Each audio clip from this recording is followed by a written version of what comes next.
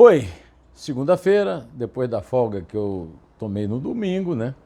Estou aqui de volta, cumprindo a determinação do meu amigo Zé Paulo Cavalcante e Filho, de sempre obedecer à direção da Isabel, que Isabel é que sabe das coisas.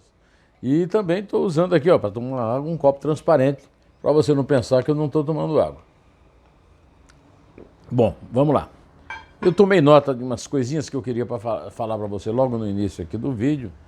É que Lula e o BNDES são alvos de novas delações premiadas. A abertura da caixa preta do BNDES não tarda por esperar. Sem o IUP e o contrário milionário de 42.700, de 48, de 70 milhões, não interessa quanto, é pegar dinheiro do povo e jogar numa coisa absurda, um relatório que não descobriu nada, lá da Cleary Gottlieb, a auditoria americana que também trabalha para Odebrecht e para Petrobras, né?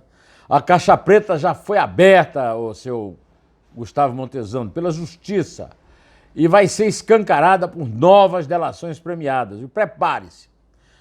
Já comentei aqui com vocês sobre as omissões premiadas que começam a aparecer, né? O caso mais importante é do Otávio Azevedo, alto executivo, ex-presidente da empreiteira corrupteira Andrade Gutierrez, que omitiu de sua delação premiada as irregularidades envolvendo Lulinha, o filho de Lula.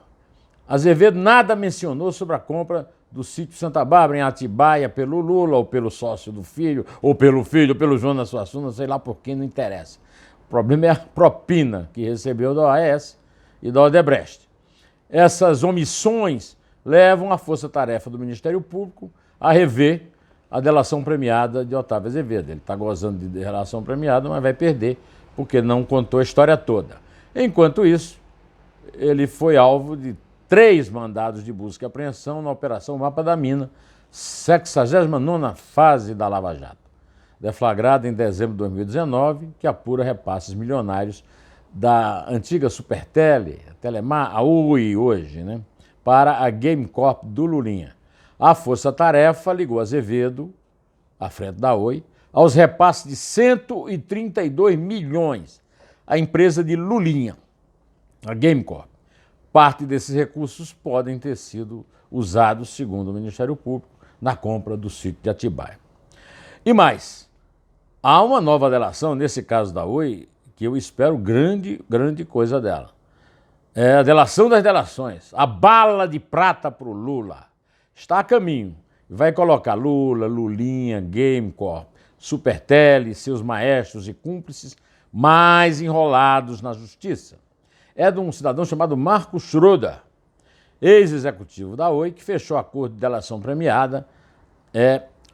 Ele foi executivo da Oi de 2002 a 2017, ocupou vários postos de comando na Oi, da Contax, empresa controlada pela Andrade Gutierrez, e foi conselheiro da GameCorp do Lulinha, indicado por Otávio Azevedo. Schroeder participou de todos os principais eventos da história da Oi, da aquisição da GameCorp, da recompensa da Oi com a criação da Supertele, que não sairia sem a mudança da legislação. Eu sempre falei isso aqui. Foi mudada a lei, o marco regulatório da comunicação, uma lei que eu chamei de Telezoca, citando a lei Terezoca, que o Getúlio Vargas fez só para dar pátrio poder do Chateaubriand à sua filha Tereza Cunha.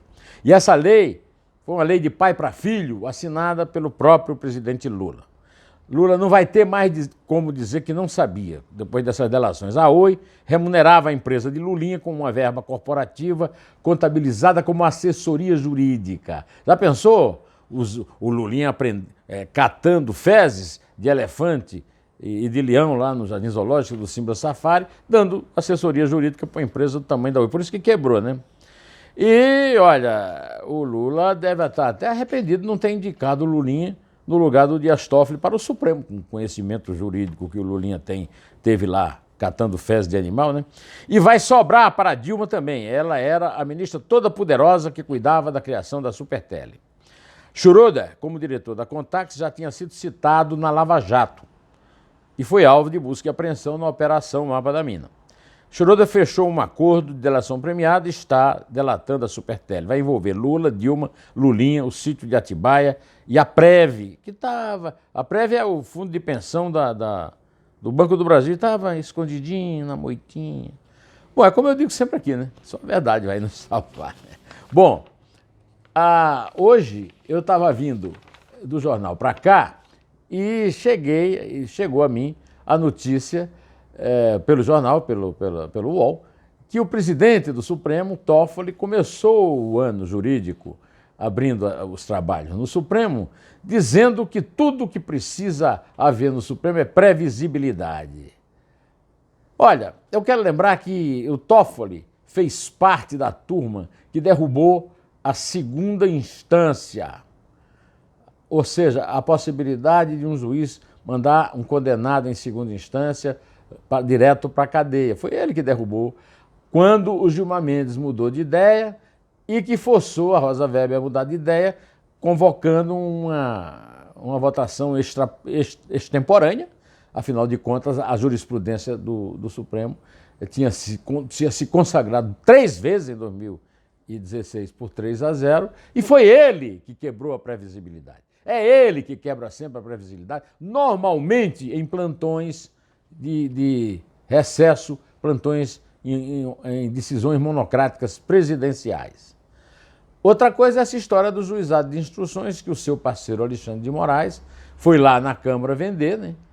Que o Rodrigo Maia, associado, criou uma comissão, entregou a presidência a uma deputada do PP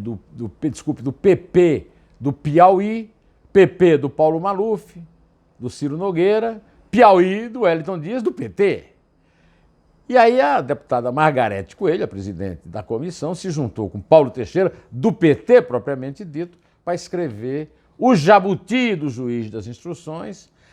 O assunto no Supremo foi sorteado com Luiz Fux e o Dias Toffoli passou por cima e deu uma liminar, adiando a discussão para 6 meses, passando por cima do Luiz Fux. Aí o Luiz Fux, que é o vice-presidente, que vai assumir em setembro, se não derem o golpe nele, derrubou a liminar do Toffoli e derrubou o juizado de instruções, no que ele fez muito bem.